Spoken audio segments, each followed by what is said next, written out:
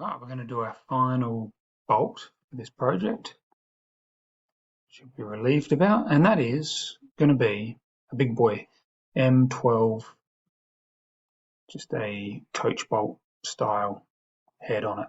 So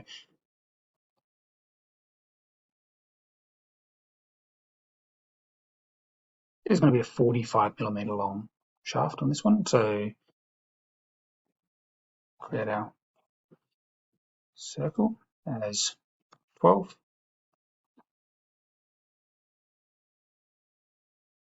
Finish sketch. And extrude this one down 45. And then create the head on top of it. So sketch. This one is going to be polygon. So it's 19 way across, so 19 divided by 2. I finished sketch on that one. And when we go to extrude, we'll have to choose both the inside and the outside. And it's going to be 7.4. All we're left to do is add the thread and we're done.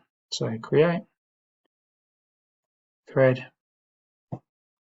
again, we'll automatically do the maths for you. Hit OK. And give it a save. So this is the final one.